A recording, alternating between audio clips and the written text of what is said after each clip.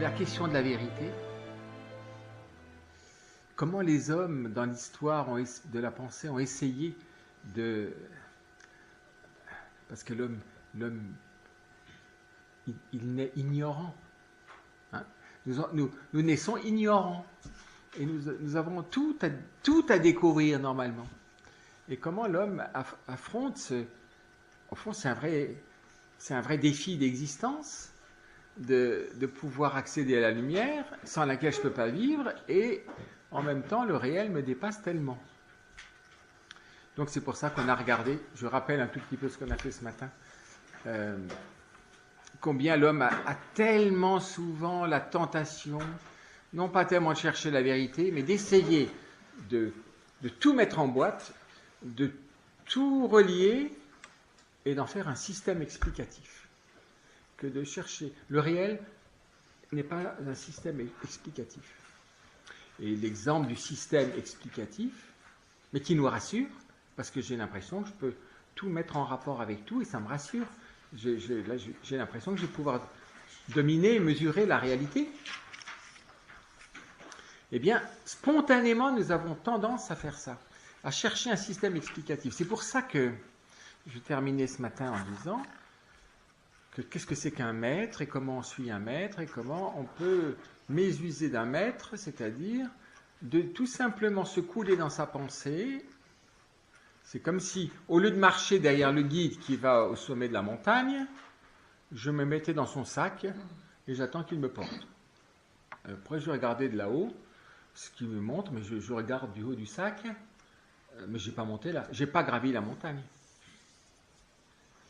Et de même, je cherche une pensée qui me rassure et qui me met tout en place.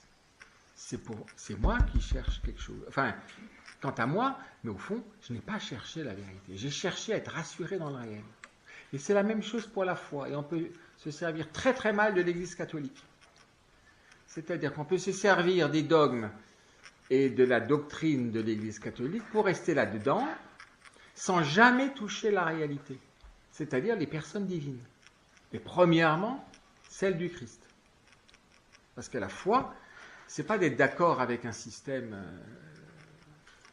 formel de vérité.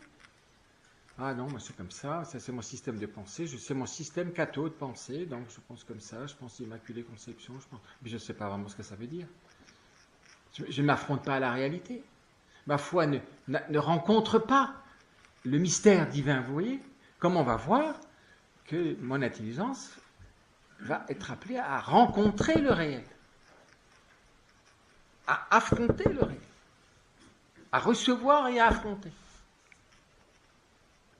Et c'est comme ça que le plus souvent on accuse la personne d'être un gourou, mais c'est nous qui l'avons fait gourou. Parce que c'était tellement riche qu'en fait là-dedans, mais c'était tout cuit. C'était tout cuit. J'ai plus qu'à avaler ça, et avec ça, j'ai plus besoin de chercher quoi que ce soit, j'ai mon confort de pensée et je suis en sécurité. Alors que peut-être celui dont vous épousez la pensée a vraiment cherché la vérité et que lui, il est un vrai chercheur de sagesse. Mais c'est moi qui fais des gourous. C'est autre chose. Les gourous toxiques, c'est ceux qui servent des gens pour s'enrichir. Des bonnes poires, ça c'est autre chose, vous voyez, c'est pas du tout la même chose. Mais les gens veulent Mais aujourd'hui, on ne dit pas ça. On cherche un coach. Quand vous cherchez un coach, on peut dire qu'on peut se faire aider pour découvrir les données d'une situation. C'est un conseil, c'est demander un conseil. Mais ce n'est pas être coaché, c'est un conseil. Un coach va essayer de vous... Il va faire sien ce que vous désirez, il va vous faire dire ce que vous voulez, et en même temps, c'est lui qui va vous tracer le chemin.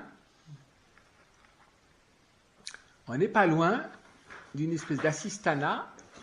Après, on va dire, ah oui, mais j'étais manipulé. Ah oui, mais j'étais pas libre. Ah, elle va dire, mais tu veux quoi? Pourquoi tu as cherché un coach? Tu avais une intelligence, tu pouvais demander conseil, tu as l'expérience des autres. As-tu cherché vraiment?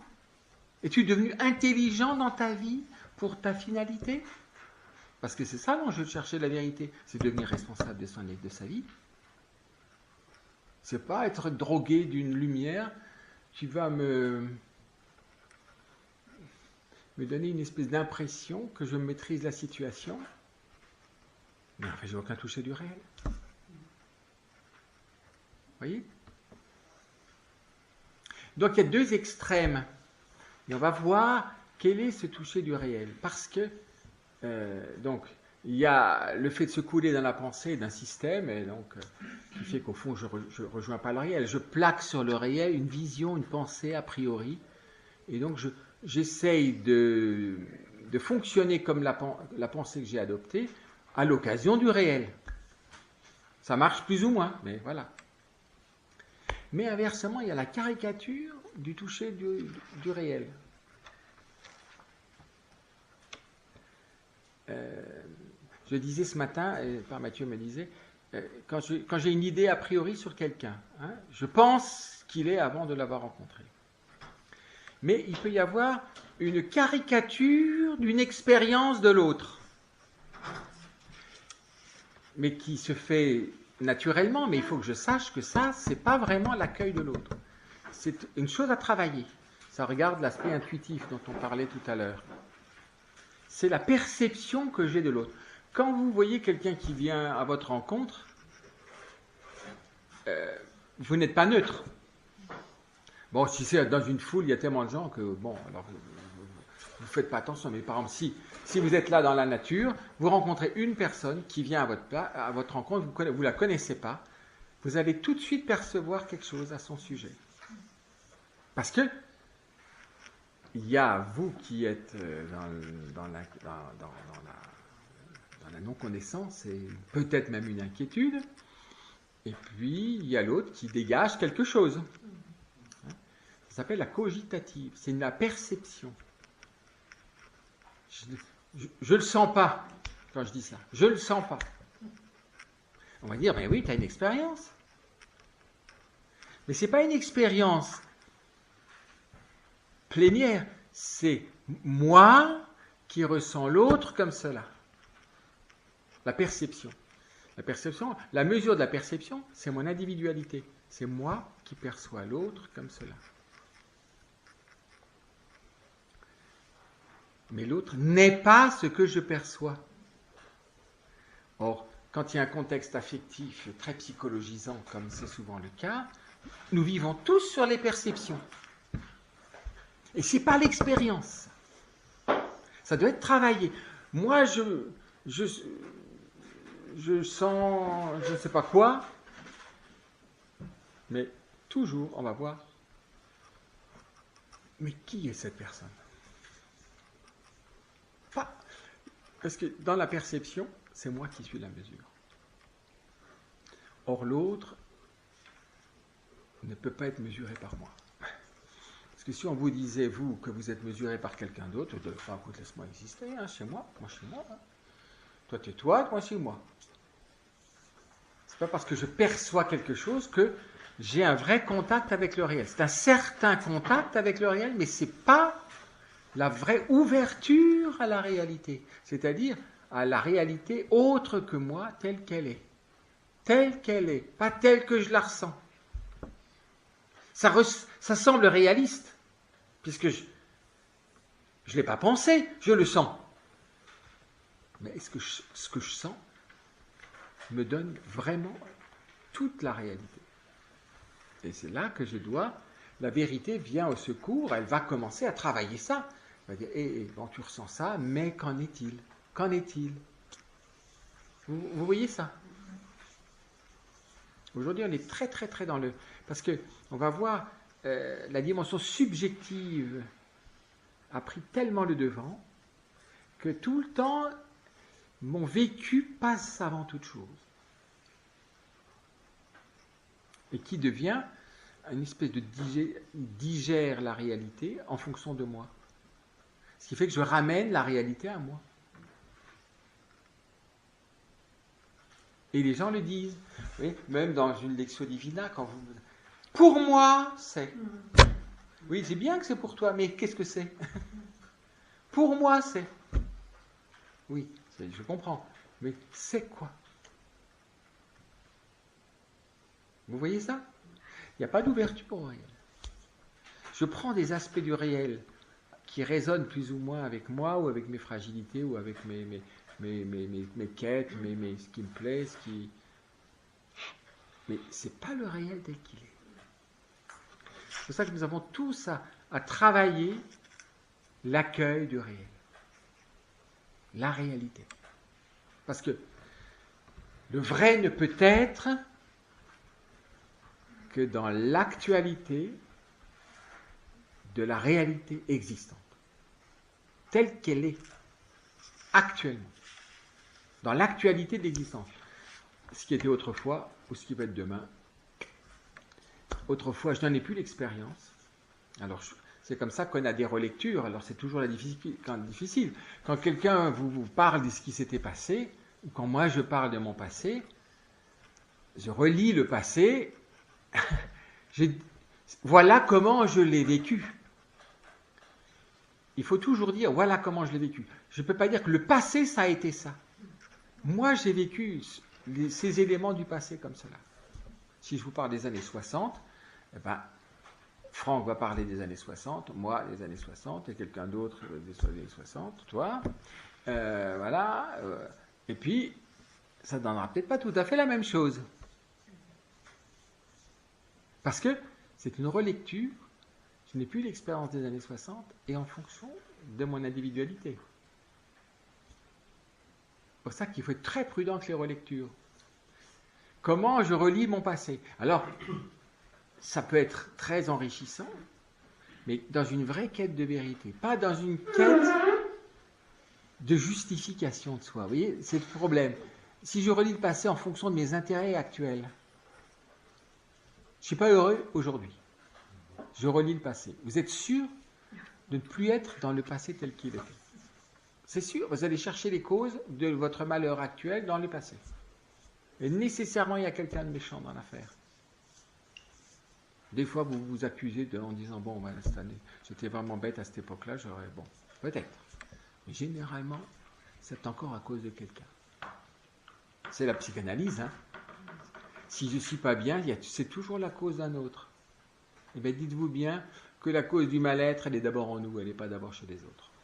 Parce que tant qu'on la cherche chez les autres, on ne grandira jamais. Oui, il y a plein de causes et tout ce que vous voulez, mais je suis moi-même un être avec ses failles et ses vulnérabilités. Et comment je les ai mises en œuvre, quelle responsabilité j'ai prise, quel choix j'ai fait. D'abord, il faut regarder ça. Après, je regarde des facteurs extérieurs qui ont été conditionnants, des fois déterminants. Mais vous voyez, c'est pour ça qu'aujourd'hui, c'est la culture de l'abus. Quand j'ai dit « l'autre m'a abusé », c'est en fait, je ne pouvais rien faire, c'est l'autre qui l'a fait. Est-ce que c'est toujours vrai? Mais si moi, je suis dans le mal-être aujourd'hui, je dois d'abord regarder ce qui me revient.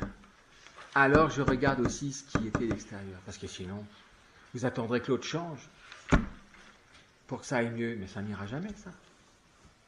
Bon, alors, il faut qu'il paye. Mais l'argent ne vous changera pas le cœur. Hein. Vous aurez une compensation, vous ferez un bon transfert en vous achetant un bon truc qui vous plaît, mais ça ne tiendra pas longtemps. Rien ne remplace le travail intérieur dans la vérité. Dans la vérité. Parce que quand on cherche la vérité, en fait, même les choses les plus spéculatives et les plus profondes, finalement, ont une retombée pratique, de vie. Donc, finalement, nous permettent de cheminer jusque dans la sagesse. Vous voyez? Parce que la sagesse, elle est faite pour tout homme. Tout homme est appelé à atteindre un jour là, d'une manière ou d'une autre, quelque chose de la sagesse.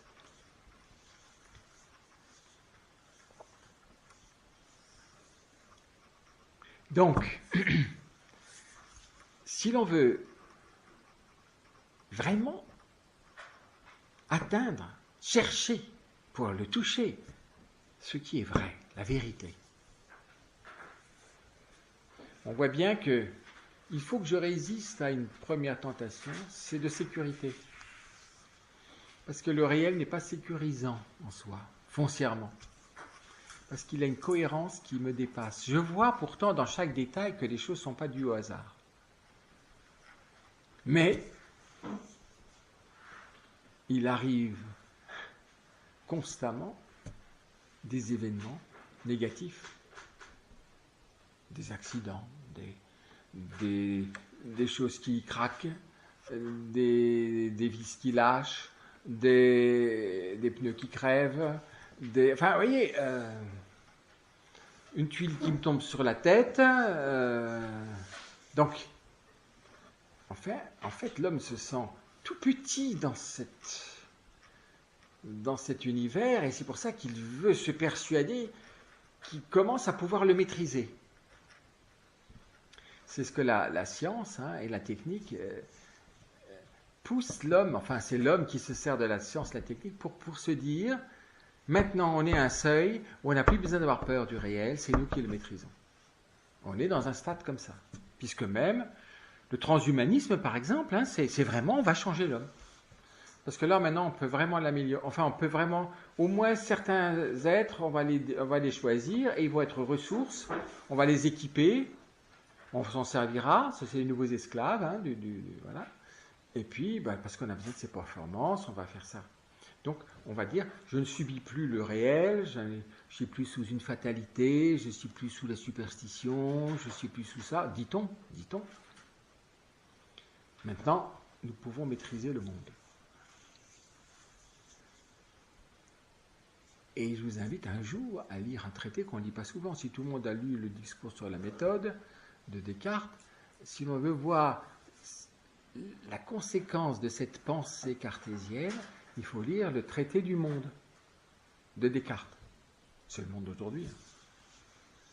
Un fantasme de toute puissance sur la réalité, sur le monde. Le traité du monde.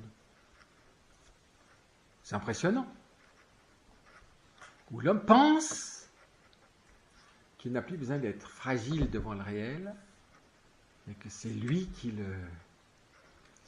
va réussir à le maîtriser, à le plier à ses besoins, à ses exigences, à ses rêves, et spécialement ses rêves paradisiaques. Parce que dans le subconscient de l'homme, il y a une nostalgie du paradis perdu.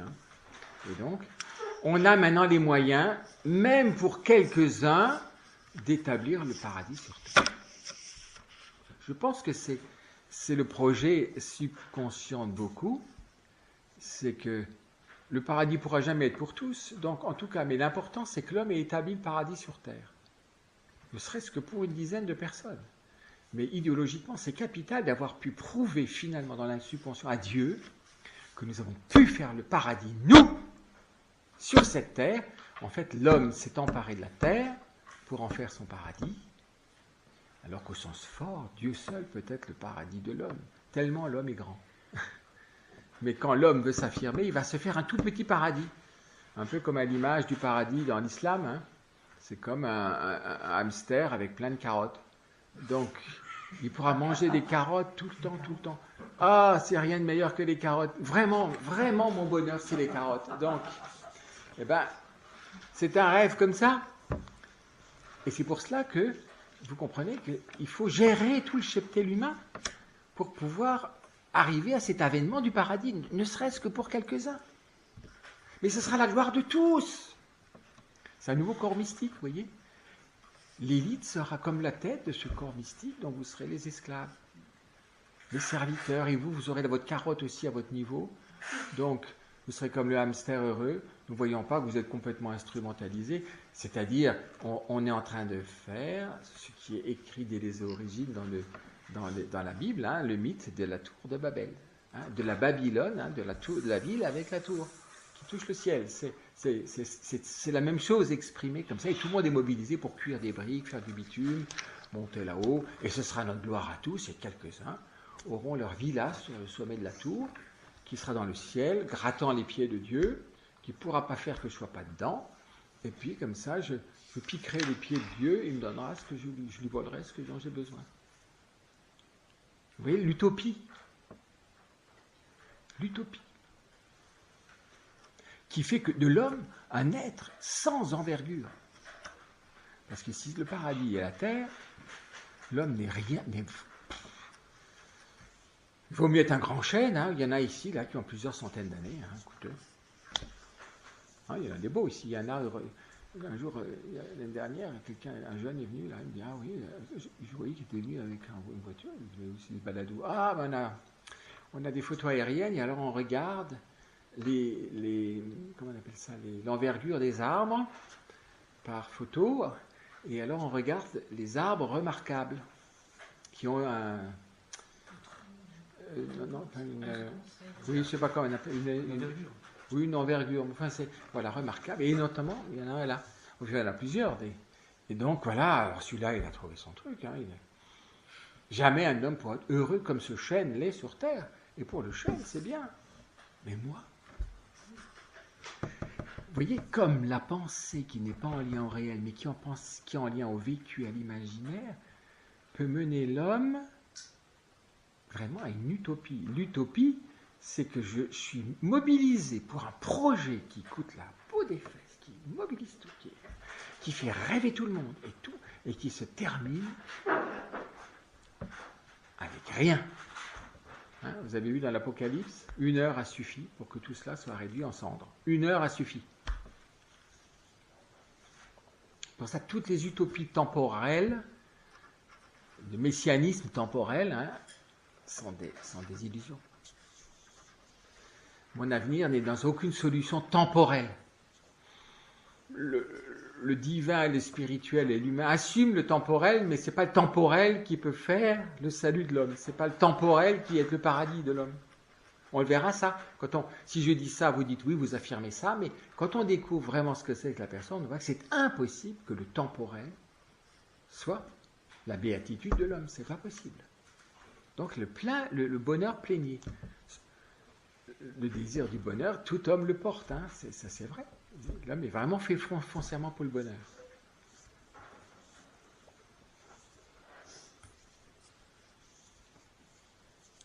Donc ça pour vous dire comment c'est séduisant de penser un système. Et dans le système, je suis dans le système et je suis pour l'accomplissement des performances de ce système, je peux le modifier. Alors les gens se bagarrent sur des systèmes proches ou bon, mais le système n'est pas le réel. La réalité n'est pas là. Vous voyez, on a pensé l'homme, la crise actuelle de société en France, c'est typique. Le réel résiste à ce qu'on en pense. Comment on fait le progrès, comment on change l'humanité, comment va l'humanité future, cette humanité. En fait, finalement, et là-dedans, l'homme, il ne s'y retrouve pas. Pourquoi il ne s'y retrouve pas? Parce qu'il n'est pas à l'utopie. Et donc, finalement, il y en a plein qui vivent cruellement le fait que leur personne n'est plus prise en compte. Alors que tout le monde a la bouche que progrès, confort, bien-être, santé, les droits, tout ça, et en fait, à la fin, où il est le paradis? Ça fait grand temps qu'on le promet, non? Si je regarde les années 60,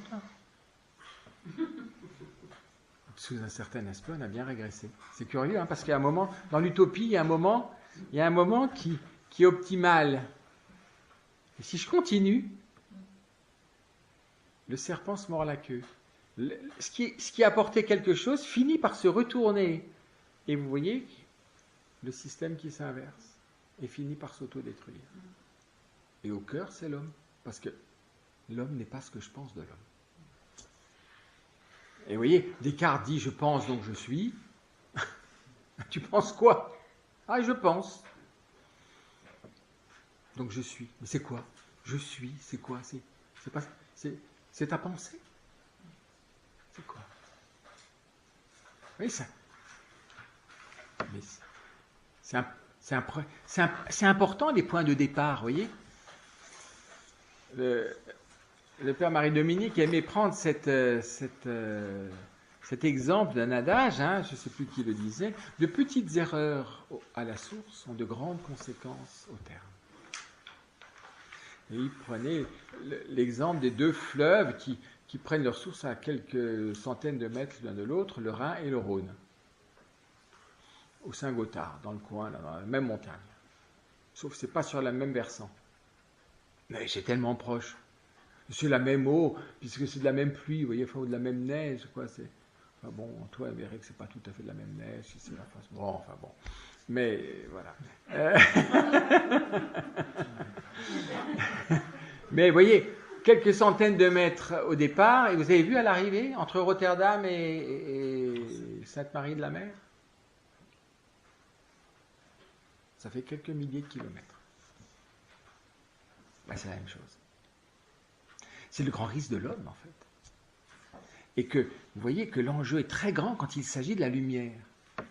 Parce que la vie a besoin de la lumière. Et l'homme a besoin de la lumière. De petites erreurs au point de départ ont de grandes conséquences au terrain.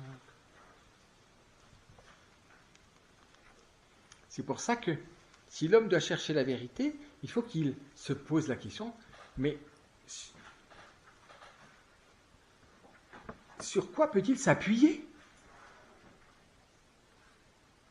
Où puis-je trouver le vrai? Je parlais ce matin de cette interrogation dont on ne pouvait pas tout à fait interpréter jusqu'au bout la portée de Pilate face à Jésus. Qu'est-ce que la vérité? Soit je dire qu'est-ce que la vérité, c'est-à-dire que j'y crois plus, ou à la fin, qu'est-ce que la vérité? Mais qu'est-ce que la vérité? Où est-elle la vérité? Qu'on me la montre, qu'on m'y conduise. Vous voyez, je peux être très sceptique en disant que c'est la vérité. Je peux dire, mais qu'est-ce que la vérité? Comme que je sors du rêve. Que je trouve un chemin. Parce que comment pourrais-je vivre sans la vérité? Et ça, il faut le découvrir. La plupart des gens pensent que la vérité n'a aucun impact sur leur vie. Aujourd'hui, on est officiellement dans un climat où il n'y a pas de vérité. Hein? Benoît XVI disait ça au début de son pontificat, que la plus grande, enfin à son avis, le plus grand mal de notre temps, c'est le relativisme. Le relativisme, ça veut dire tout est relatif. Donc, ce n'est pas simplement des points de vue différents pour une même réalité, mais tout dépend des choses. Tout dépend de tout le temps. Donc, il n'y a rien d'objectif. Tout dépend d'un autre. Relatif. Donc, généralement, du contexte, de l'époque, de ceci. Et donc, aujourd'hui, vous voyez, entre le 30 juin 2018 et le 1er juillet 2018, vous perdez 2 points pour une même réalité.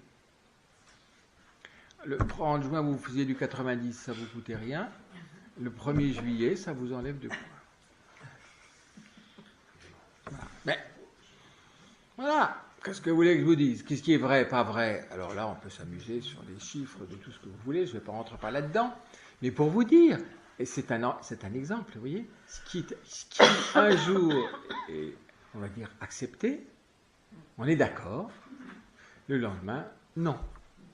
Mais la réalité n'a pas changé. Et vous voyez que dans ces idéologies de pensée, en fait, sans qu'on s'en rende compte, c'est toujours un retour à la loi.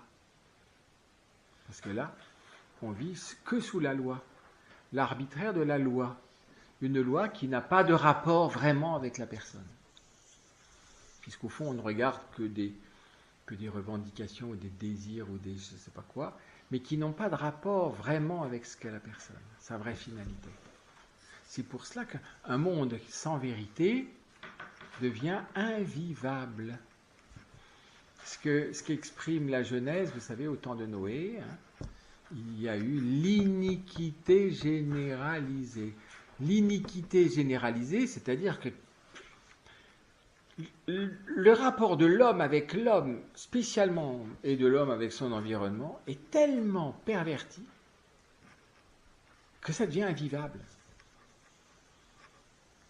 Alors on peut regarder le déluge de 2 manières, une manière moralisante, en disant que Dieu en a tellement marre de voir ça qu'il va punir les hommes, et donc les éliminer tous, sauf un petit couple de justes.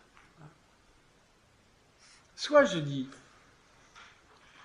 l'homme laissé à sa responsabilité, s'il n'a pas de guide, il se fourvoie par la convoitise, les conséquences finalement de l'orgueil.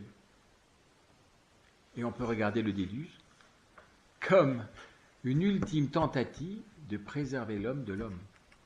C'est-à-dire que les derniers justes ne soient pas tués par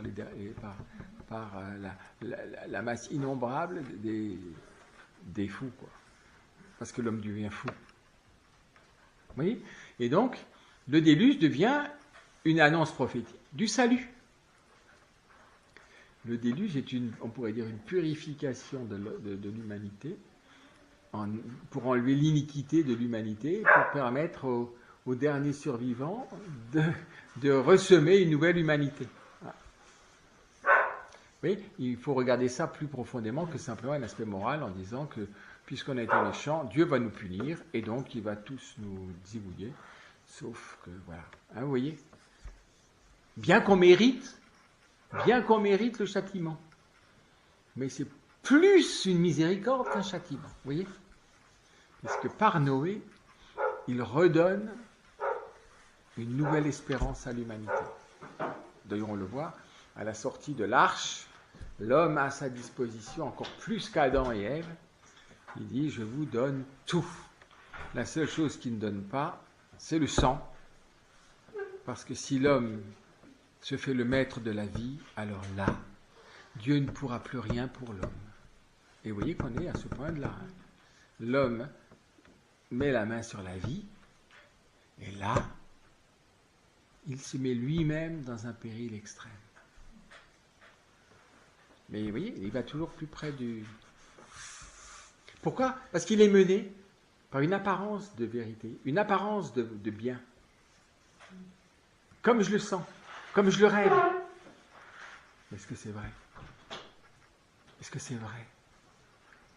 Parce que rien qui ne soit vrai ne peut être bon pour l'homme. Quelque chose qui n'est pas vrai ne peut pas être bon pour la personne humaine.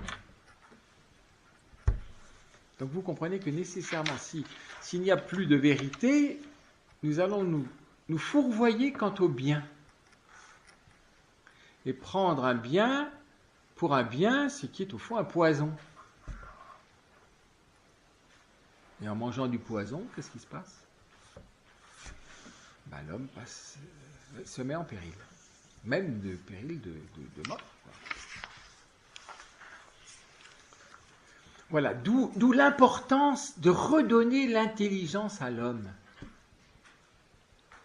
Parce que quand l'intelligence est prise, ou par ses perceptions, fausse expérience, faux réalisme, fausse évidence des faits, ou qu'il est totalement dans ses pensées, mais des fois ça va très bien ensemble, d'ailleurs, les deux, hein. Eh bien, en quelque sorte, on lui a volé son intelligence. Parce que l'intelligence, elle sert à autre chose qu'à chercher la vérité. L'homme utilise son intelligence pour autre chose que de chercher la vérité. Donc, en fait, c'est comme si on lui avait pris son intelligence. Il ne l'a plus à sa disposition. C'est comme si vous vous achetez une Jaguar, ça roule assez vite, les Jaguars, par exemple. Il y en a peut-être des meilleurs, c'est les mots que j'ai dans la tête. Mais sans phare. Il n'y a pas de lumière. Alors là, vous pouvez partir à minuit par une nuit sans lune, des jaumes. Je vous conseille d'accélérer très vite et vous allez tout droit. Ça s'appelle vouloir vivre sans phare. Plus le moteur est puissant, plus vite vous êtes dans le ravin. Donc, sans lumière, avec beaucoup de moyens, grand danger.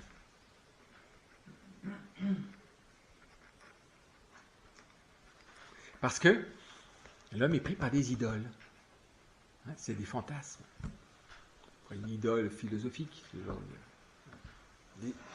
Une idée de son bonheur, en fait. Parce qu'au fond, l'homme cherche tout le temps son bonheur. Et il essaie de le bricoler autant qu'il peut. Il n'a de cesse d'être heureux. Et c'est un droit. Donc il va tout faire. C'est pour ça que il y a un travail de fond, mais dont on ne voit pas toujours l'importance, parce que ce n'est pas efficace immédiatement. Encore que, dès qu'on commence à prendre goût à la recherche de la vérité, je crois qu'il y a quelque chose qui change dans notre climat de vie. Parce que c'est commencer à voir l'aurore, ou l'aube, puis l'aurore, puis le soleil se lève. La vie est différente que d'être dans un tunnel, dans le noir.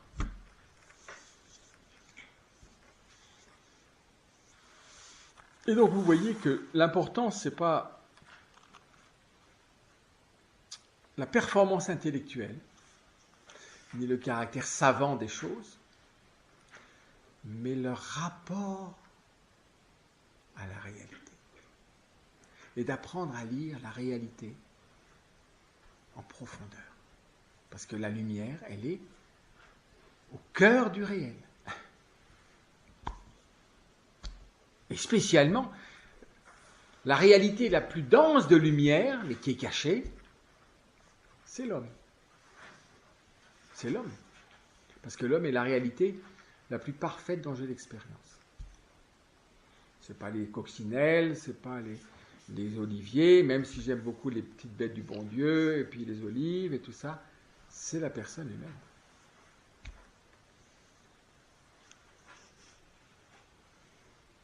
Et si je cherche la vérité, premièrement, ce sera au sujet de l'homme. Qu'est-ce que l'homme ?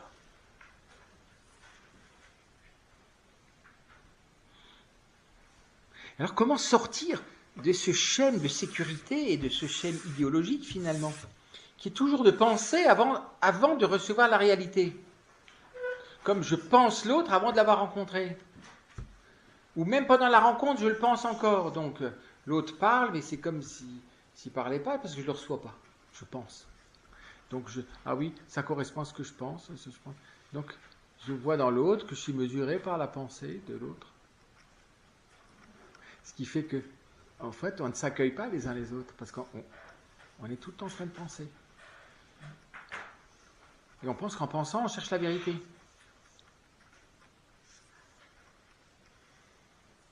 Non. Pour chercher la vérité, il faut arrêter de penser. C'est quand même gonflé de dire. Vous voulez commencer une vraie philosophie, arrêtez de penser. Et essayons de faire quelque chose qui paraît à la fois très très simple, mais qui pour nous est devenu très, très difficile. Tellement on est dans ces modes de pensée. Vous voyez, l'informatique passe tout le réel à travers des logiciels. C'est des processus. Il faut que ça rentre dans le processus.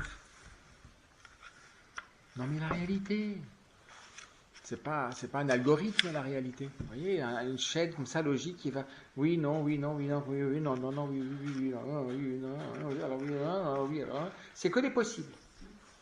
Mais la réalité. Comment on pourrait dire cesser de s'agiter et de commencer à recevoir. Il y a un évangile qui serait peut-être emblématique de cette attitude. Vous savez, c'est Marthe et Marie. Parce que l'homme, il croit tout le temps qu'il connaît le réel en faisant quelque chose. En le transformant. En trouvant de l'efficacité. Pour lui, l'efficacité, c'est la vérité. Ce qui est efficace est vrai. Ce qui n'est pas efficace n'est pas vrai. Est-ce que c'est vrai que l'efficacité, c'est la vérité ? Aujourd'hui, c'est ça. Ce qui n'est pas efficace, mais on respire cet air. Et donc tout le temps, je suis en train de faire quelque chose, je suis en train de transformer, je suis en train de penser, de concevoir quelque chose. Mais arrête-toi ! Et si tu sais ni ce que c'est, ni où tu vas, ni qui tu es, mais écoute, arrête. Peut-être qu'il faut mieux s'arrêter. Qui es-tu ? Pourquoi es-tu ? Qu'est-ce que c'est ? peut-être qu'on pourra poser la question, qu'est-ce qu'on va faire? Et il y a on pourrait dire un engrenage qu'il est très difficile d'arrêter, c'est qu'on continue, c'est une course en avant, tout le temps, tout le temps, tout le temps, tout le temps, tout le temps, tout le temps. Et l'accélération que l'on voit, grâce d'ailleurs aussi, ou à cause, grâce ou à cause, ça dépend comment on regarde, des moyens techniques, notamment des aspects virtuels et numériques, fait que ça s'accélère de plus en plus, et plus vous êtes dans l'accélération, mais vous pouvez arrêter. Vous pouvez dire, mais où suis-je? De quoi s'agit-il? Mais en vue de quoi tout ça? Et au fond, mais qui suis-je?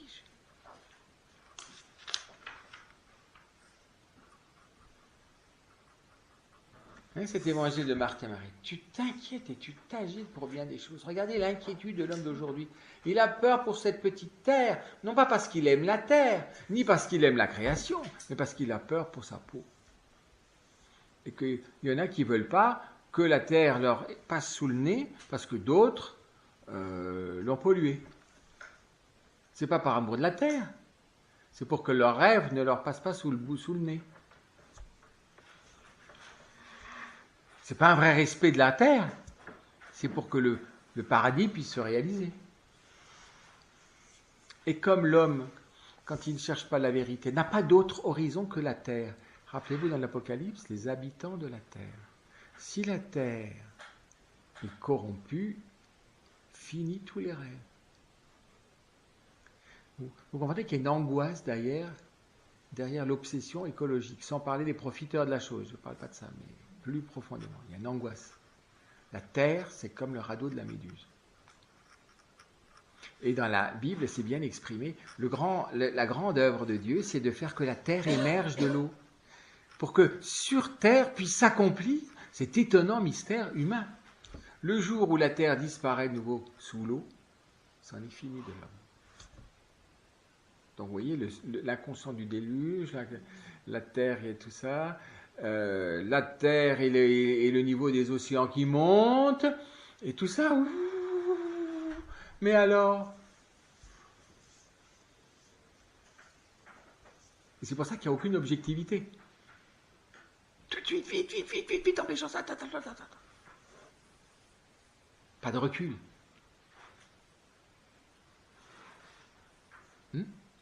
Pourquoi? Parce que j'ai un intérêt immédiat. Ce n'est pas l'amour de la vérité. L'intérêt immédiat. Ce n'est pas un bon moteur. Parce que quand mon intérêt est le moteur de cette recherche, elle est finalement faussée par mes intérêts. Vous pensez que vous pouvez être objectif par rapport à vous-même? Non.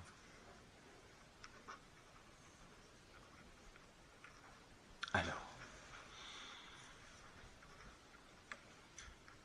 quel est le chemin?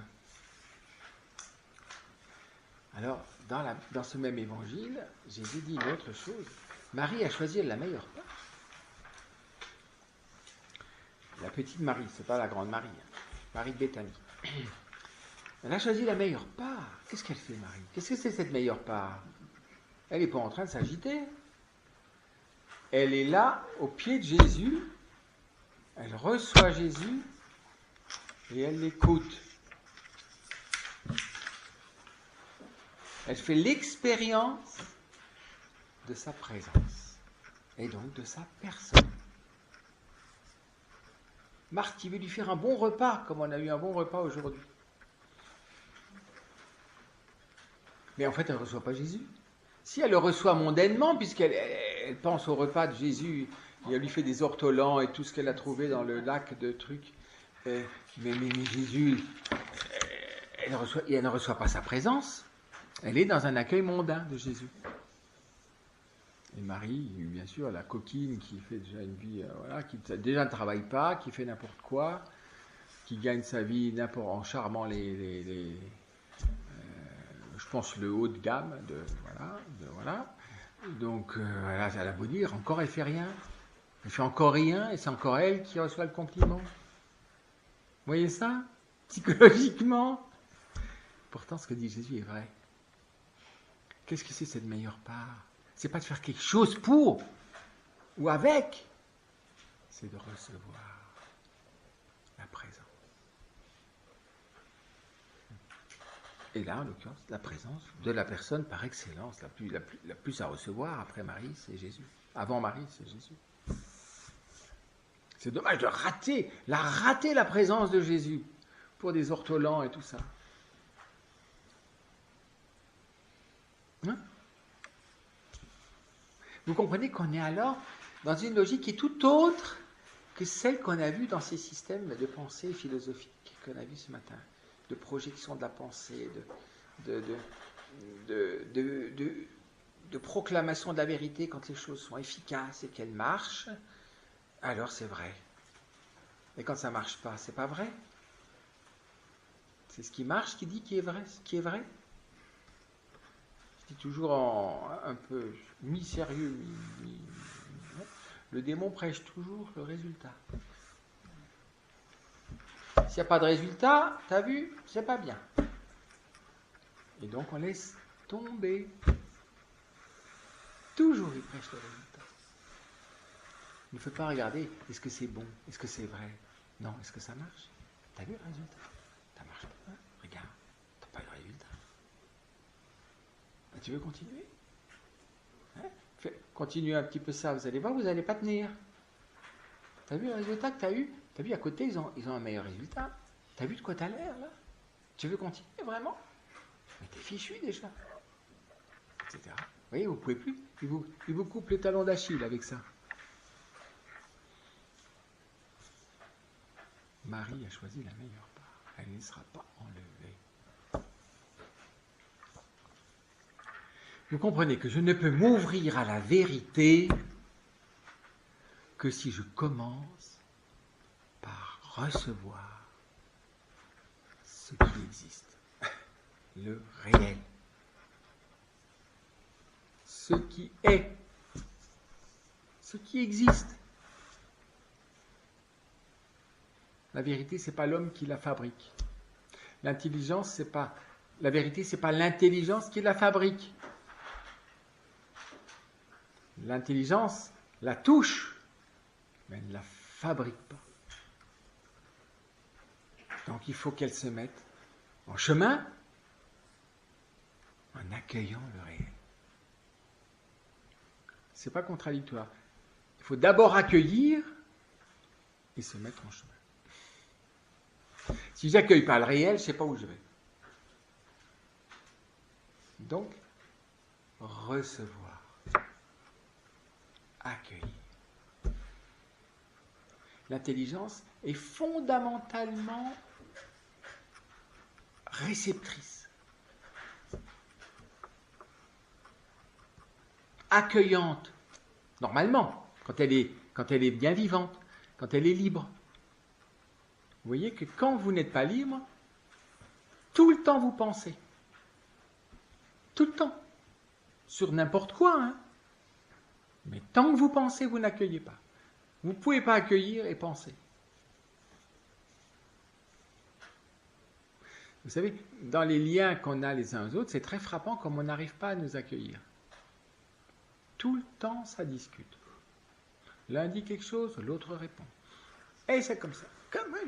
Mais qui accueille qui? Personne, rien. C'est un choc d'opinion, c'est un choc de pensée, c'est un choc de peur, c'est un choc d'intérêt, c'est un choc de trucs, mais on n'accueille rien comme ça, rien. Et ça, je vous dis, tant qu'on fait ça, il y en a un qui est très content.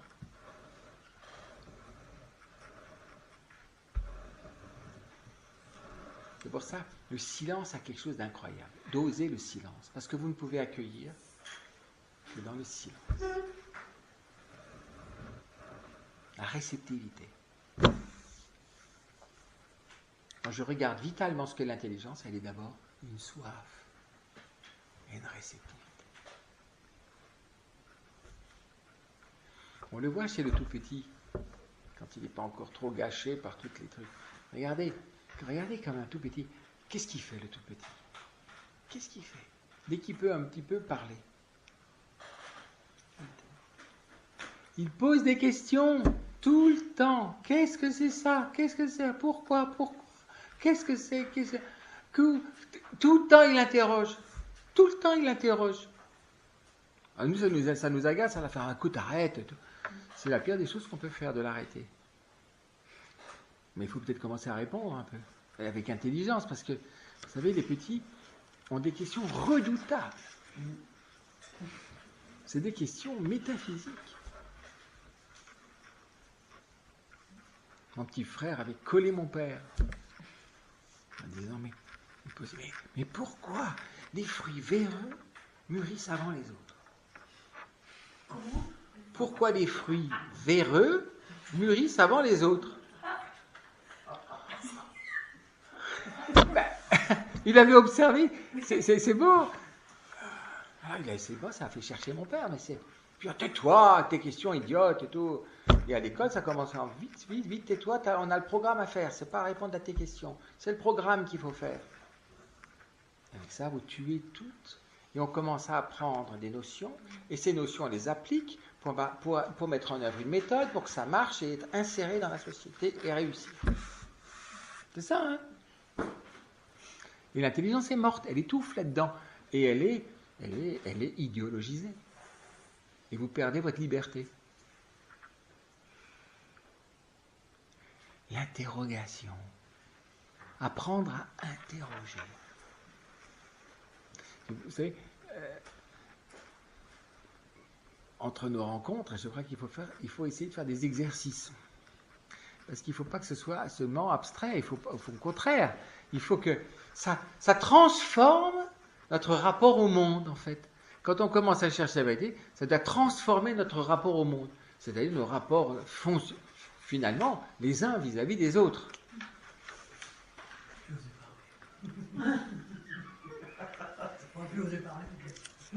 Non, mais c'est beau, parce que vous allez...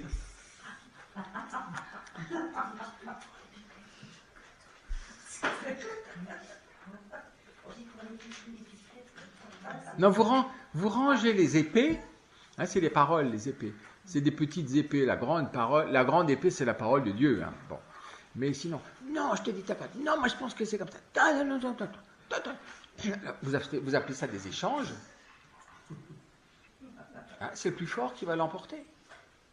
Le plus robuste, celui qui a plus d'endurance, celui qui est je sais pas quoi, et puis l'autre va vivre ça très très bien parce qu'on lui a clos le bec.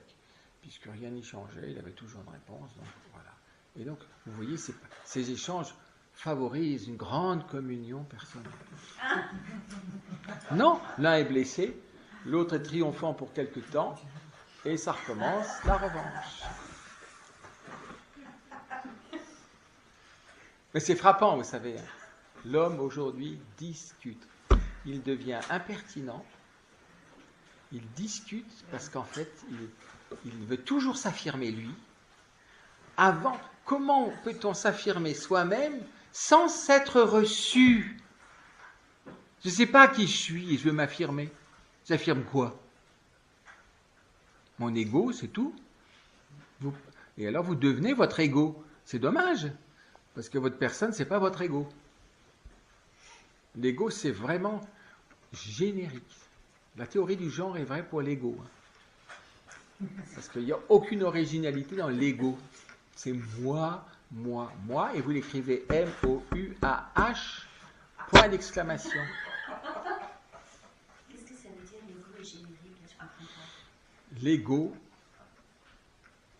il est presque, quand il se développe, il est le même chez tout le monde. C'est moi. Et votre propre personne disparaît dans l'ego. Vous devenez un aspirateur. Je prends.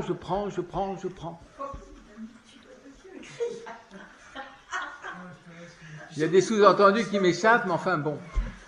Mais je suis innocent parce que je ne sais pas de quoi il s'agit. Donc, l'intelligence a besoin de s'ouvrir au réel, de recevoir. L'intelligence, ça veut dire foncièrement moi. Et prenons exemple sur les tout petits. Quand le tout petit, il a encore la liberté de pouvoir toujours interroger. Qu'est-ce que c'est? Pourquoi? Etc. quand est-ce que ce sera Noël? Déjà, il commence à poser la question. Vous vous rappelez pas? Vous n'avez pas ce souvenir? C'est quand Noël? Hein? Voilà, en plein été. Je me souviens que j'ai dû poser cette question en juillet. Maintenant, je le vois. C'est une relecture. C'est une relecture du passé. On était dans les grandes vacances. C'est dans longtemps, Noël? Le lendemain de Noël, c'est quand?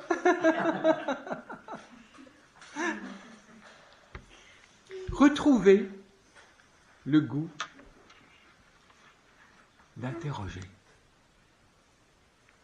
Celui qui interroge, au moins, il y a une chose qu'il ne fait plus, il ne dit plus « je sais ». Vous ne pouvez pas vraiment interroger et dire « je sais ». Parce que spontanément, tous nous avons au fond « je sais ». Je sais. Je sais. Et tu te prends pour qui? Je sais. Etc. C'est terrible ça, vous êtes intoxiqué. L'intelligence et tout l'imaginaire est complètement intoxiqué par le je sais.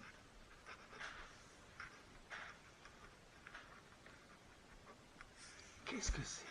Dis-moi. Qu'as-tu vu? Vous allez écouter l'autre. Ça change complètement les relations. Et on est tous en défaut, hein, parce qu'un jour on finit par à nouveau interrompre quelqu'un. Bon, alors si l'autre commence à tourner en rond, on dit écoute, oui, je crois que tu m'as déjà dit ça. Bon, après, de manière gentille. Mais c'est pas l'arrêter parce que. Non, je commence. Et il n'y a personne que je ne puisse écouter. Chacun a quelque chose à dire qui lui est propre. D'abord écouter, puis interroger. Vous savez, des adages de spirituels, hein. Parlez peu et écoutez beaucoup. Avec la parole de Dieu, je vous conseille vraiment de vous taire. Parce que dans l'Elixo Divina, on entend toujours « moi je ne suis pas d'accord avec Jésus, je ne suis pas d'accord ». Ah, c'est pas d'accord avec Jésus, c'est mal parti. Là. Bon, mais tu sais, maintenant Jésus, tu ne vas pas pouvoir le corriger, hein, c'est trop tard, hein, c'est vraiment... Mais c'est typiquement une genre d'attitude, mais désespérée, désespérante, qui ne mène nulle part. Je ne suis pas d'accord avec Jésus, ça va vous mener où? Nulle part, chez vous. Non, je peux dire, ah, je comprends pas ce qu'il dit. Ah, ce qu'il me dit, ça me révolte. Mais au fait, qu'est-ce qu'il veut dire? Vous voyez? La première réaction, mais c'est injuste. Hein? À celui qui n'a pas, on donnera, et à celui qui en aura, celui qui n'a rien, on lui enlèvera même ce qu'il a. Oh, je supporte pas ça. Très bien. Mais au fait, mais qu'est-ce qu'il veut nous dire? Il dit n'importe quoi. Ça a l'air, mais c'est pas possible. Il paraît qu'il bavarde pas. Il fait pas de frime, il nous provoque pas comme ça, gratuitement. Donc j'entends une phrase que je ne comprends pas. C'est-à-dire, si je dis, je suis pas d'accord, je juge cette parole. Donc je juge le Christ. C'est fermé, terminé. Mais au fait, qu'est-ce qu'il veut bien dire?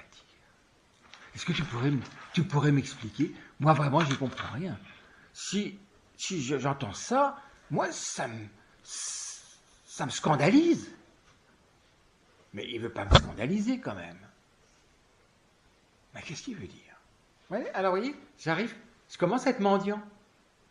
Qu'est-ce qu'il veut dire? Oh, peut-être vous mettrez 3 ans à comprendre ce qu'il veut dire. Mais c'est pas grave, le temps ne joue pas. Mais je suis dans une attitude vraie, d'accueil du réel. Le réel existe avant moi. C'est pas moi qui ai fait le monde. C'est pas moi qui ai fait l'homme. Il vaut mieux que j'écoute et que j'interroge sur ce qu'est l'homme plutôt que moi je décide ce qu'est l'homme. Parce qu'aujourd'hui, l'homme décide ce qu'il est. Si je fais du transhumanisme, c'est que j'ai décidé ce que je voulais pas être et ce que je veux être. Sans savoir ce que je suis. L'homme d'aujourd'hui veut transformer l'homme sans savoir ce qu'il est. Parce que ce n'est pas la biologie ni la psychologie qui va me faire comprendre vraiment ce qu'est l'homme, la personne humaine. Parce qu'elle est incapable de comprendre ce qu'est l'esprit. Et on veut déjà le changer.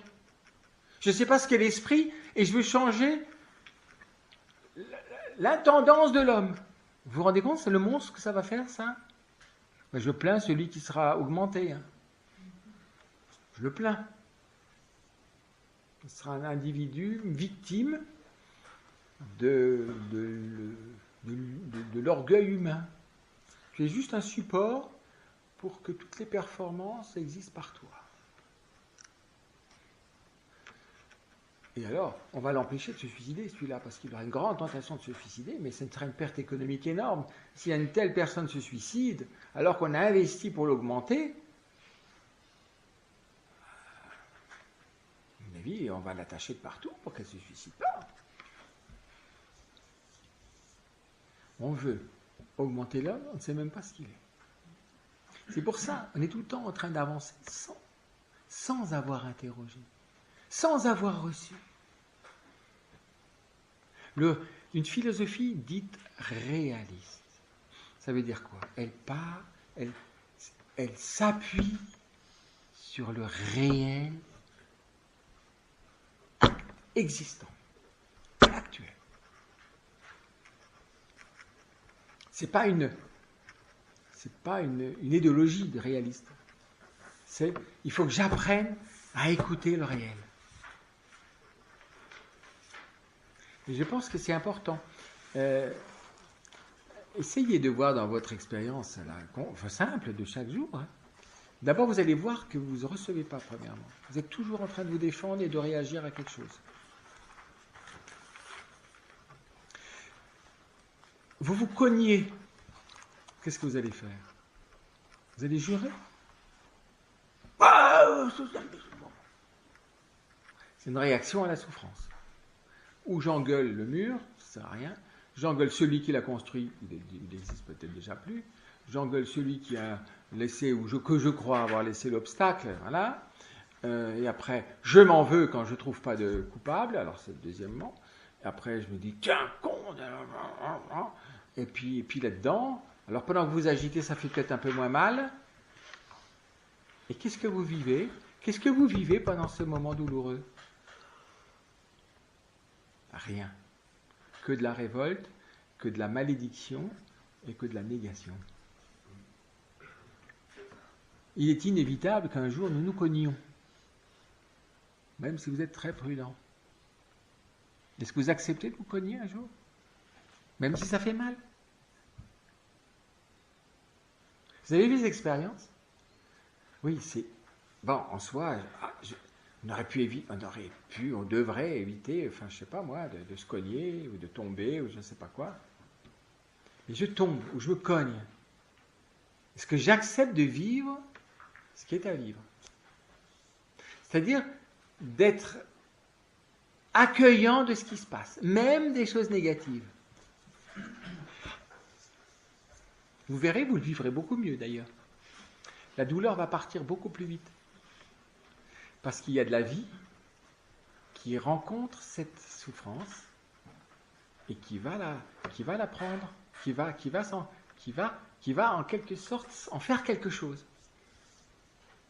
Par exemple, de patience, de plus grand calme, de moins s'agiter, et de moins foncer, etc. Vous voyez, il y a plein de choses.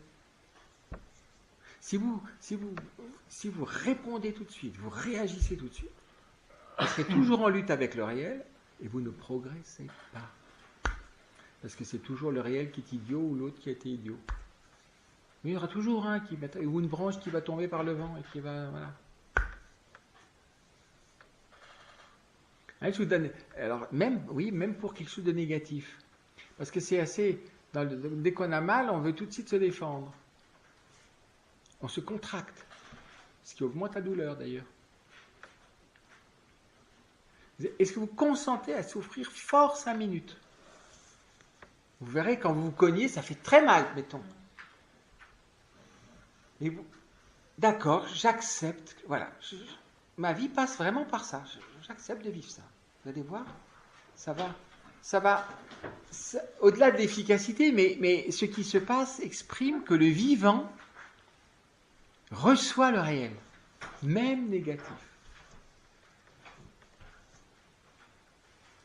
Quand vous vous mettez en colère parce que vous vous cognez, vous résistez au pâtir, vous voyez, et déjà je suis en lutte avec la réalité.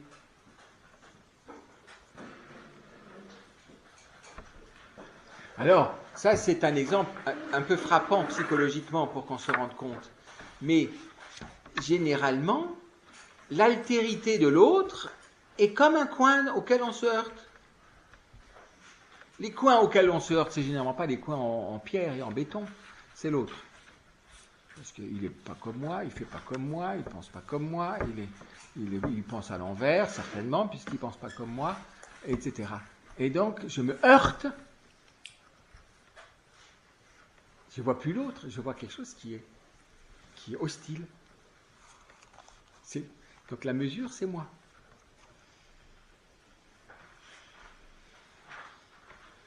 Accueillir ce qui même peut faire mal, parce que une autre manière de voir, de penser, de faire peut vraiment des fois faire mal. Ça peut faire mal dans certains domaines, ça peut faire mal. C'est aussi là comme ça qu'il y a des chocs culturels. Hein.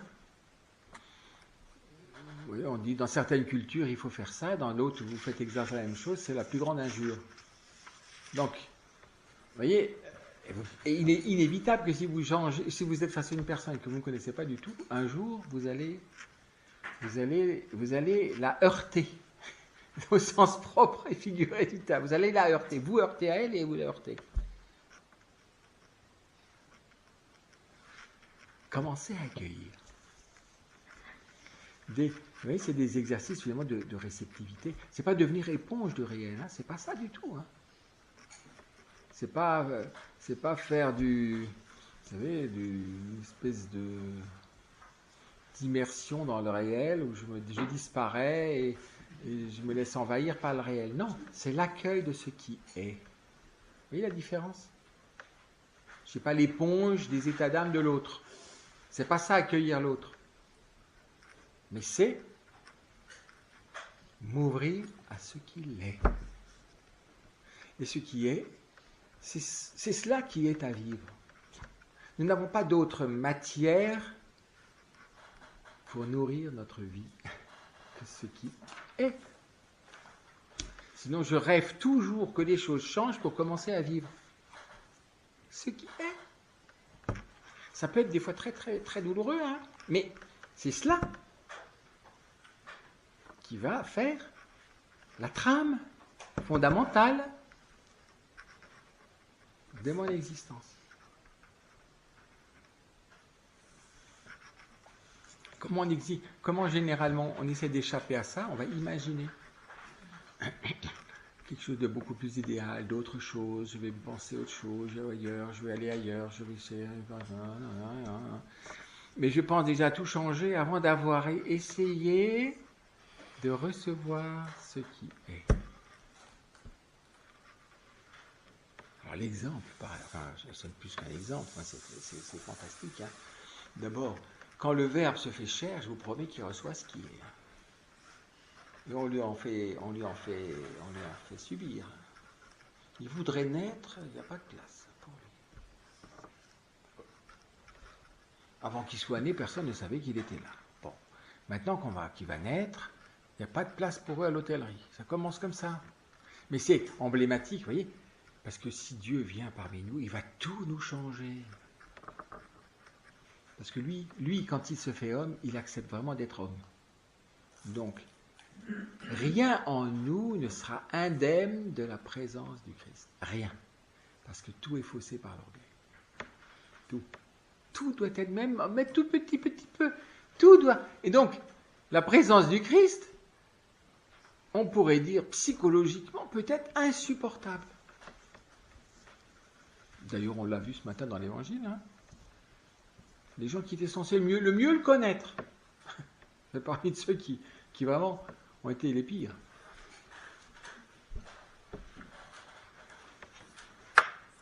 Et vous allez voir, ça fait quelque chose d'étonnant, parce que vous allez voir que notre cœur peut être vaste dans l'accueil. C'est le propre d'ailleurs de la dimension spirituelle. Vous voyez, les différentes natures, animales ou végétales, n'ont pas une adaptabilité extrême, vous voyez. les végétaux, les uns vis-à-vis des autres, ou selon le milieu, n'ont pas une... Ça dépend des plantes, mais c'est pas infini. Hein. Les animaux, c'est la même chose. Mais la capacité spirituelle de vivre, ça c'est autre chose. Et là où nous verrions un mal, un obstacle au bonheur, une cause de difficulté, je vais pouvoir faire une expérience d'une capacité de recevoir. Et je le touche surtout quand je reçois quelque chose qui ne m'est pas connaturel. Là, je peux recevoir aussi ce qui est connaturel, mais je le vois moins. Quand je reçois même ce qui m'est pas du tout connaturel, vous vous étonnez vous-même. Vous dites, tiens, c'est curieux. Je suis capable de recevoir en moi quelque chose qui n'est tellement pas moi. Sans jugement d'abord, parce que si vous jugez, vous ne pourrez plus rien recevoir. Je ne peux pas juger si je n'ai pas reçu. Si je veux un jour que mon jugement soit pertinent, il faut que j'ai reçu. Et ça, on va voir, quand on regardera l'intelligence au niveau vital, elle est d'abord une capacité de recevoir. Elle reçoit le réel. Et après, avec ce qu'elle a reçu, elle va peut-être pouvoir juger. Pas des personnes, mais des situations, des choses comme ça. Il y a beaucoup de jugements à faire, mais pas des jugements moraux, vous voyez, des jugements. Voilà.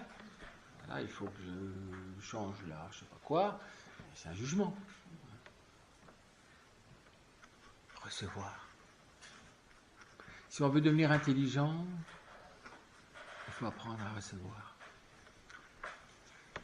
Et si vous regardez un petit peu, surtout dans la nature, si je commence à voir, si vous regardez, ne serait-ce que les chiens entre eux,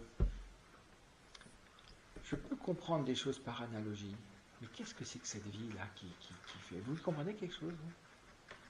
Vraiment? Cette nature, toutes ces petites natures qui sont là les unes vis-à-vis des autres. Il y a à recevoir et à recevoir. Et vous voyez, on verra que alors la vie surnaturelle, qui implique la foi, mais c'est d'abord recevoir. La foi, c'est d'abord recevoir. Et le sens qui exprime le plus le fait de recevoir, c'est quel sens? L'oreille. C'est l'oreille, oui. Écoutez. La foi vient de ce qu'on entend. Ex auditu. De ce qui est entendu. Donc c'est de recevoir. Marie est la grande réceptrice. Alors vous voyez à l'Annonciation,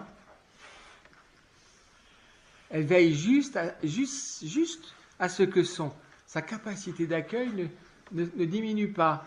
C'est-à-dire de ne rien reprendre de ce qu'elle a déjà donné. Pour le reste, elle est la servante du Seigneur. Que tout se passe pour moi selon ta parole. C'est la réceptivité. La réceptivité de Dieu. Et là, on voit déjà, vous voyez, que la foi ne va pas du tout contre l'intelligence. Au contraire, si je commence à devenir vraiment intelligent, c'est pas les diplômes, c'est pas l'habileté, c'est déjà commencer. Quelqu'un d'intelligent, c'est quelqu'un qui écoute. Quelqu'un qui n'écoute pas, même s'il est habile, il finira par manquer d'intelligence. Par manque d'accueil de la réalité. Il faut que je l'accueille, certes dans la plus grande diversité, mais de plus en plus dans la plus grande profondeur. Et c'est pour ça qu'un des mots que constamment Dieu fait pour éduquer le peuple d'Israël, cette petite portion d'hommes qui est choisie par Dieu pour renouveler l'humanité, pour coopérer avec lui. Vous savez, coopérer avec des orgueilleux, c'est difficile, parce que l'orgueilleux veut coopérer à rien. Il veut jamais ce que vous voulez. Il pense toujours autre chose. Et s'il pense la même chose, il faut faire autrement. Tout le temps, il imprime lui. Jamais recevoir. C'est impressionnant. Et plus l'humanité est égoïste, plus elle ne reçoit pas.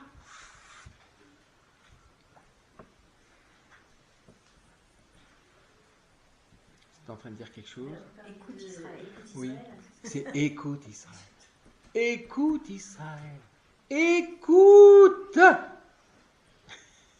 Écoute. Ça, et c'est pour ça, c'est le sens de l'enseignement, de l'éducation. Celui qui se laisse enseigner, qui se laisse éduquer, c'est celui qui écoute. Avant de vouloir affirmer ce qu'il sait faire, écoute. Et quand c'est Dieu, je vous promets qu'on peut très rarement on perd son temps en écoutant Dieu.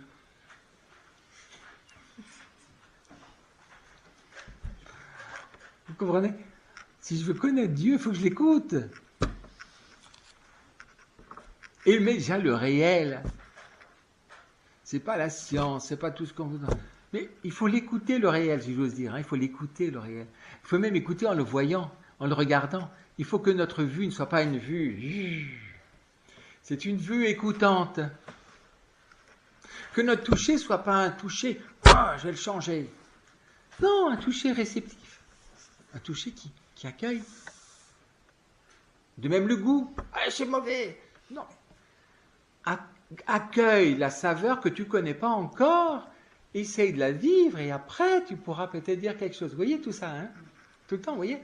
Et c'est pour ça que la sensation est très importante parce qu'elle est vraiment l'accueil du réel. Ce sont les fenêtres par lesquelles le réel va pouvoir entrer en nous. Tout ce qui arrive à l'intelligence vient par les sens. Saint Thomas le redit. Hein, rien de ce qui entre dans l'intelligence n'est passé par les sens.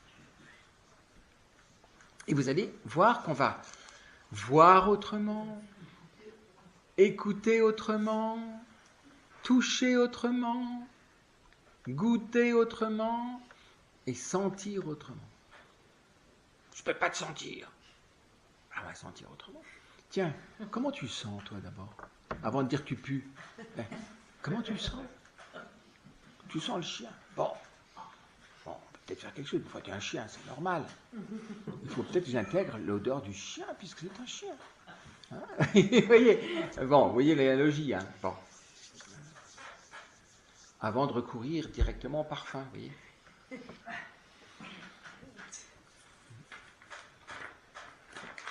Voilà, je ne vais pas vous fatiguer plus. Vous voyez, quel est le... C'est parce qu'il faut te recevoir. Voilà. Peut-être que vous avez des questions.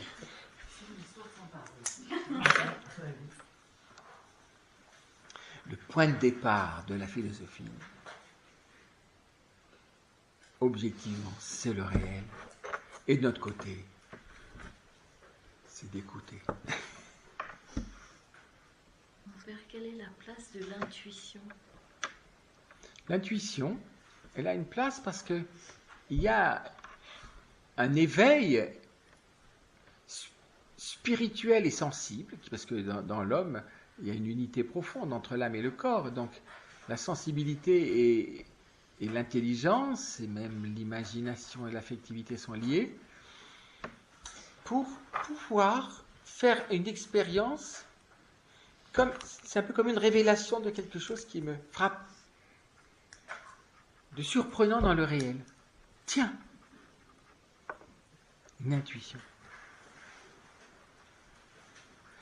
Au sens précis, l'intelligence, c'est saisir un rapport que jusqu'à présent j'avais pas encore remarqué ou j'avais pas vu. Tiens, mais il y a le même rapport entre ça et ça et ça et ça. Tiens. Mais une intuition, c'est comme une lumière, une certaine illumination. Mais une illumination, c'est pas pour devenir illuminé. Parce qu'être illuminé, c'est prendre ses intuitions pour la vérité. Tandis que quand j'ai une intuition, je vais essayer de la confronter à la réalité. Qu'est-ce qui, de cette lumière que je vois, qu'est-ce qu'elle me dit du réel? Parce que c'est le réel que je veux connaître. C'est pas être fier de mon intuition. Parce que quand j'ai une intuition, j'ai une intuition géniale. Du coup, je m'accroche à l'intuition et l'intuition va finir par me perdre. Parce que j'ai mis toute ma valeur dans l'intuition, dans moi ayant cette intuition.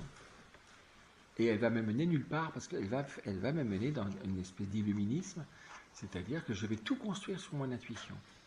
Tandis que l'intuition peut être très belle, mais je vais avoir l'humilité, si j'ose dire, de la confronter au réel, pour voir ce qui, dans cette intuition,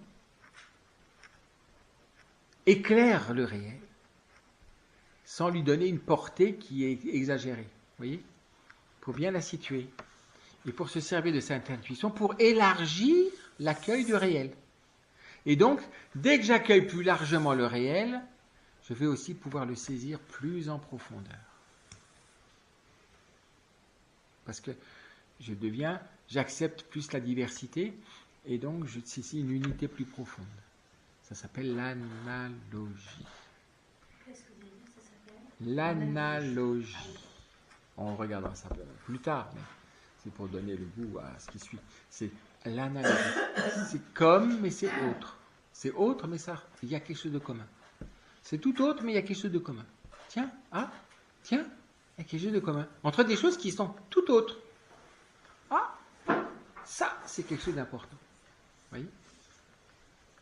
Et alors, je vais pouvoir découvrir le relief infini du réel. Il n'est pas plat. Il est subtil. Il est en relief. Et pas seulement en 3 dimensions. C'est pour ça qu'on ne s'ennuie jamais au réel. Devant la télé, oui, mais pas devant le réel. Oui. Père, vous avez dit il faut presque arrêter de penser pour devenir intelligent. Ah oui, ça c'est urgent. La question se pose, c'est pas si facile d'avoir la maîtrise des pensées et arrêter de penser.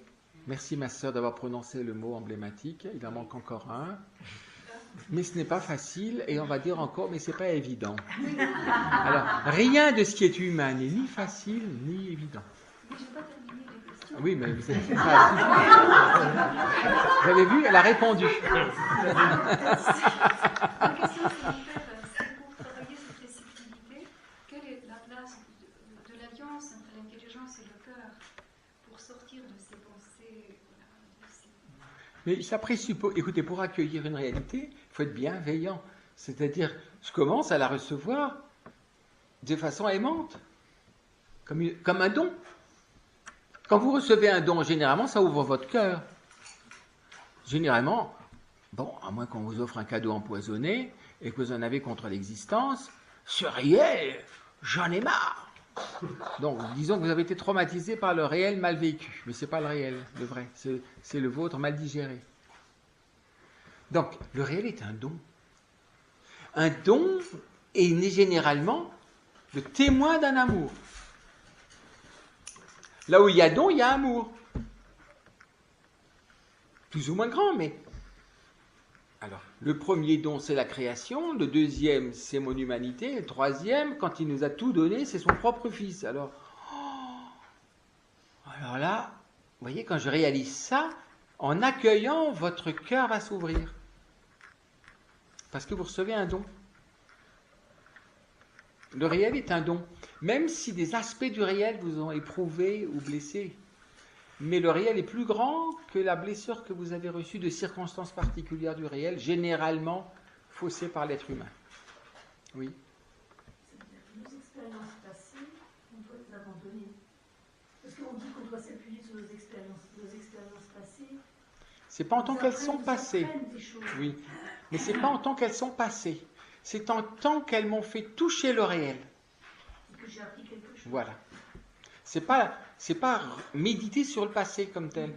C'est les expériences qui ont été, j'allais dire, engrangées dans le vivant que je suis. Les expériences significatives sont présentes en moi.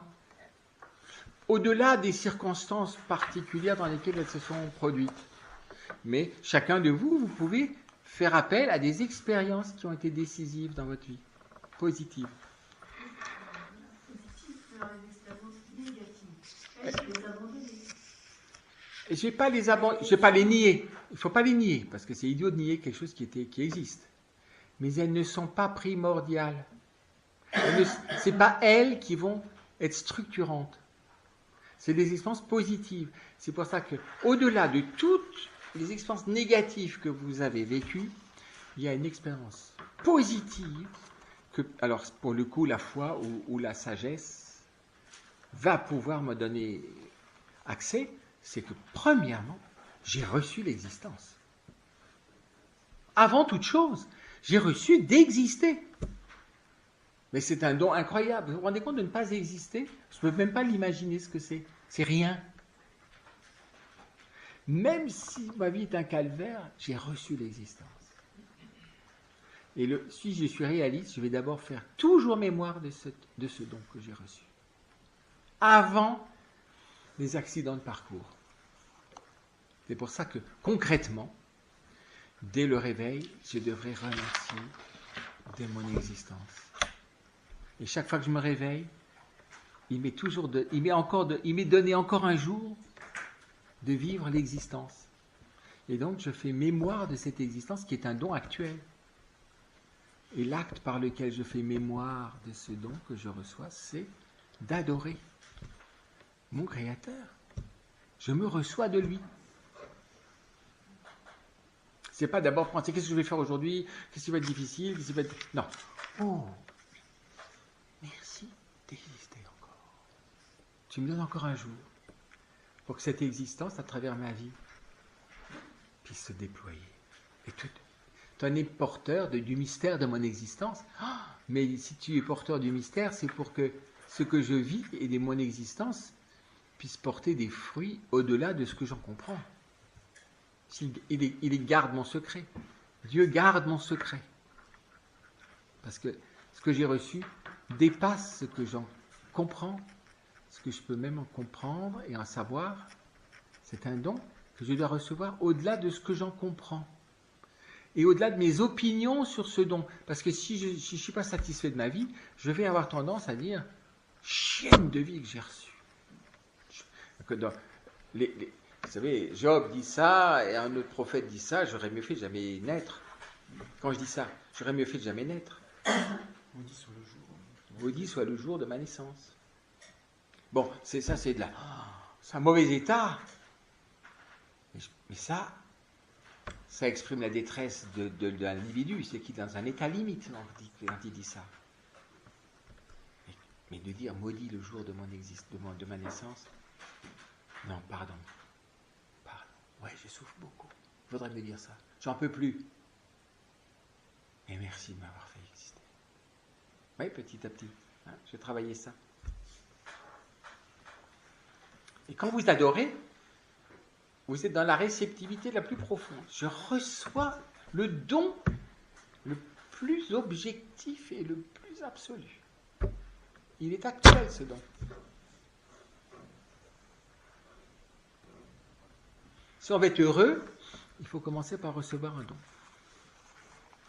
Et quand je reçois un don, ma sœur, vous voyez, il y a toujours le cœur qui s'ouvre. Et donc, dès le départ, la recherche de lumière est liée à l'ouverture du cœur.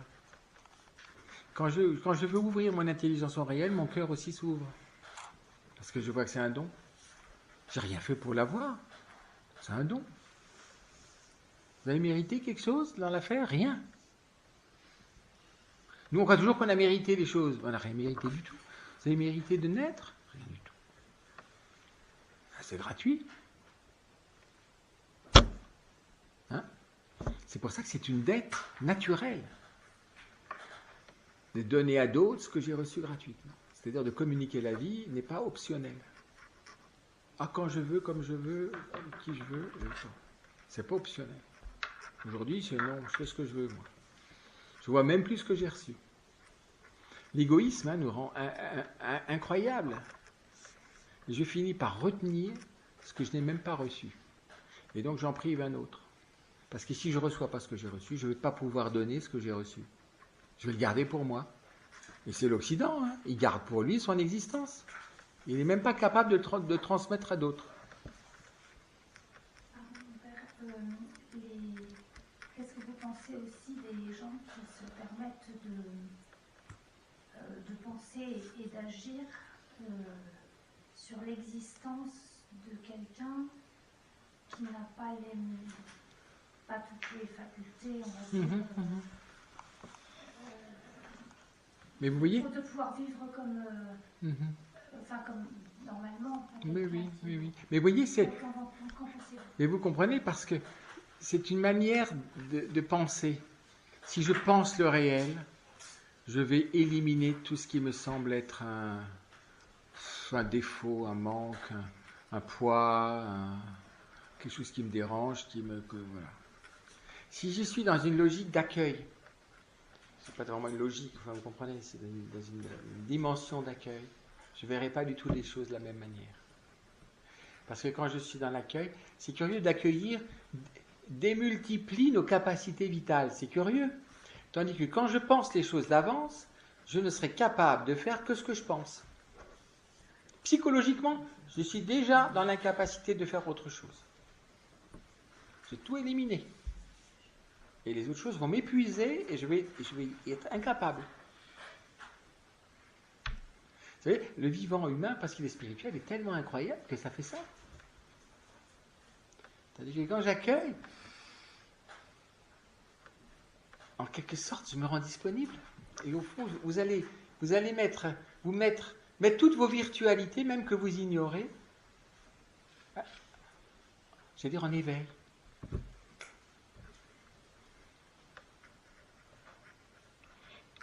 Je n'ai pas tout de suite dire non, ça c'est pas possible, ça c'est pas possible, non, c'est binaire, non, oui, non, oui, non, oui, non. Vous voyez, dans le oui, non, oui, non, oui, non, tout notre système moderne, c'est du oui, non, oui, non, oui, non. C'est 1, 0, 1, 0, 1, 0. Vous voyez la souplesse de ce truc? Et là-dedans, il n'y a pas d'amour. Tandis que dans l'accueil, il y a de l'amour. Parce que j'accueille. Il n'y a aucune possibilité. Dans ce système-là, il n'y a aucune possibilité. Dans le 0,1, 0,1, oui, mais non. Ben, il y a ce qu'on a préparé. C'est le primat de la méthode, hein, du processus. Et là-dedans, j'y mets tout mon salut, je crois là-dedans, et puis je suis truc, et puis voilà. L'homme il se rapetisse, vous voyez, il se rapetisse, il devient petit. Il se racornit, il devient... C'est comme un peu un fruit sec, vous voyez, c'est un peu... Ouais. C'est étonnant, hein, vous savez. Une chose aussi fondamentale, hein, ça change tout. Il faut faire vraiment des exercices d'accueil. Et foncièrement d'abord écouter. On a tout de suite envie de répondre. Avant, vous voyez, j'ai répondu trop vite à la sœur. Ouais. Mais je vais me justifier en passant par ma fonction de voilà, parce qu'elle avait dit un mot qu'il fallait relever à tout prix. Mais c'est pas facile. Parce que c'est une objection constante. C'est pas facile et pas évident. Heureusement que notre mystère n'est pas ni facile ni évident. Parce que si c'était facile et évident, vraiment, il n'y aurait plus qu'à passer sans intérêt devant l'homme. Rien de ce qui est proprement humain n'est facile ni évident. Rien. Ne le cherchons plus. C'est des rêves. Si je cherche le facile et l'évident, j'arrêterai tout de suite. Je suis psychologiquement mal conditionné. C'est difficile, ça y est, ça va plus. Mais non, c'est normal, écoutez. Vous voulez monter facilement à l'Everest? Non. Si vous voulez monter à l'Everest, écoutez, ou vous prenez l'hélicoptère, mais vous ne serez pas monté à l'Everest, vraiment. Ou vous acceptez que vous allez souffrir. C'est pas facile. Hein? Ni évident. Évident, je voudrais que toute la lumière vienne sans que j'ai à travailler pour mettre en lumière cette lumière, vous voyez. L'évident, ça me tombe tout cuit. Rien n'est tout cuit. Il faut travailler. Pas travailler pour que ça rapporte. Travailler la terre de ma personne. Vous voyez, travailler l'intelligence. Oui, c'est pas évident. Non. Mais en creusant, l'évidence va venir. Et de l'évidence, même la certitude. Mais ce sera une vraie conquête. Tandis que moi, non, c'est pas facile, c'est pas évident, j'arrête tout de suite. Donc je rêve d'un paradis où, soi-disant, on n'aurait pas travaillé. Or, dans le paradis, je vous signale que le travail faisait partie intrinsèque de la grâce de l'homme. Dominer la terre. J'ai une question. Oui. Vous avez parlé tout à l'heure de la sagesse. Voilà, pour l'exemple que vous avez donné, c'était d'accepter la douleur. Oui. Voilà. Et en fait, cette recherche de la vérité, elle passe par une découverte du monde réel, de la vraie réalité du monde, c'est ça? Oui, de ce qu'il est, oui. C'est ça. Et pourquoi le chemin de l'Église ne nous mène pas à ça? Mais il devrait. Oui, mais pourquoi ça peut-être plus maintenant, parce que l'Église a peut-être changé, mais pourquoi ça n'a pas été le cas? Est-ce que les premiers apôtres avaient déjà avaient découvert ça? Si je regarde les actes des apôtres, je vois ça. D'accord. C'est pour ça qu'il faut revenir aux actes des apôtres. Nous avons construit une boutique qui est là-dedans. Quand je regarde les actes des apôtres, ils sont tout le temps en train d'accueillir ce qu'ils ne connaissent pas. Et ils s'accueillent même eux-mêmes, parce que, vous savez, le matin de la Pentecôte, je crois qu'ils ne comprenaient rien. En tout cas, ils accueillaient quelque chose et ils le donnaient tout de suite aux autres, d'ailleurs. S'ils avaient dit, oh non, mais qu'est-ce qui se passe, oh là là, ils auraient refoulé l'Esprit Saint, vous comprenez? Cet accueil. Et même, ils ont accueilli la grâce de Dieu en eux. Quand je vois comment Pierre a accueilli la grâce de Dieu, son ombre même guérissait les malades. Le Pierre qui a douté comme ça, mais c'est incroyable. Son ombre même, on allait là où Pierre marchait, parce que quand il suffisait que l'on touche, mais c'était un signe incroyable pour montrer vraiment ce que... Et puis Paul va l'exprimer extraordinaire. Il dit, regardez-moi, mais quand il dit regardez-moi, mais non, mais regardez ce qu'a fait le Christ en moi. Faites comme moi, laissez-vous faire. C'est ça qu'il dit. C'est pas qu'il est orgueilleux. Enfin, il avait sa dose d'orgueil, mais c'est pas ça. Il dit, mais regardez, j'étais un meurtrier, et regardez ça. Mais il a fait de moi un apôtre. Vous vous rendez compte? Mais regardez ça. Cessez d'être incrédule et suivez ce chemin. Vous en serez heureux. Mais on a la même, vous savez. Nous perdons le réalisme de l'évangile parce que nous vivons l'évangile comme les autres matières de notre vie. Donc on en fait un truc en boîte, un truc intellectuel. C'est pour ça que, on découvre avec surtout le fait que les familles ne vivent pas vraiment leur foi, et donc la catéchèse toute seule, ça donne rien la plupart du temps. Donc avec la catéchèse, on met de la prière, vous voyez, donc tout de suite vivre la lumière reçue. Pour que ça s'enracine, maintenant, c'est pas grand-chose, une petite prière, alors que toute la journée. Mais vous voyez, c'est... Et il faut faire attention dans l'Église catholique, parce qu'il y a le contenu formel des dogmes de la vérité, qu'on va mettre au frigo et au congélateur, et qui ne sert pas à aimer. C'est ça que fait le pape, il sort tout ça du congélateur, il dit toute la moindre vérité doit nous servir à aimer plus à la démesure du Christ. Alors vous ne me laissez rien dans le frigo, et vous me cherchez ce que la moindre vérité nous appelle à aimer plus. Et plus l'homme est mal dans le monde, plus il y a à aimer. Donc il faut sortir toute la vérité du congélateur pour aimer jusqu'à l'extrême.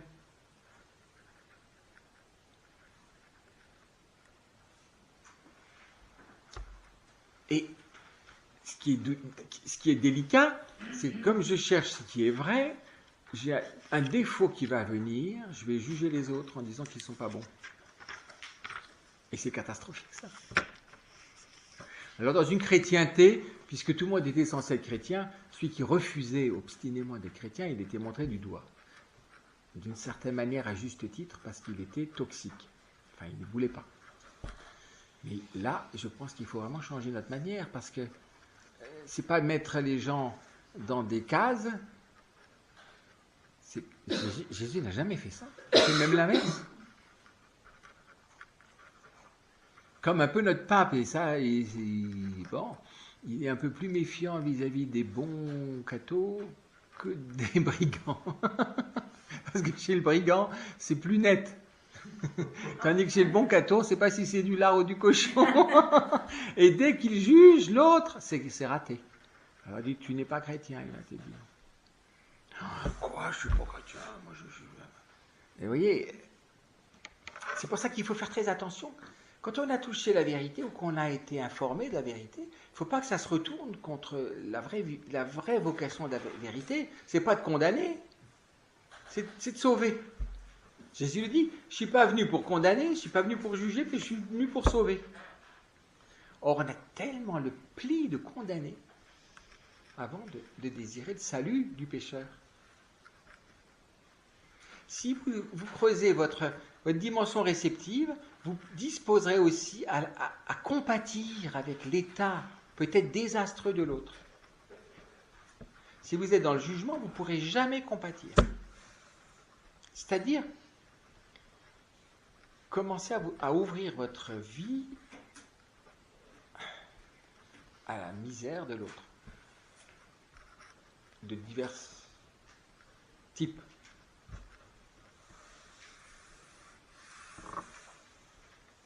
Moi, j'entends cette révolution, entre guillemets, que fait le pape dans l'Église. On dit, il n'est pas vraiment théologien, tout ça, oui. Mais il vide les frigos de toute vérité, que la moindre vérité serve l'amour.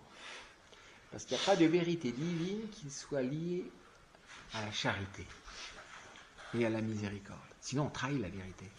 On fait comme les scribes, on fait comme les docteurs de la loi, on fait comme les pharisiens. Or, c'est gros dans l'évangile, ça. C'est le grand obstacle à Jésus. Hein. Ce n'est pas les prostituées qui sont l'obstacle à Jésus, c'est les pharisiens.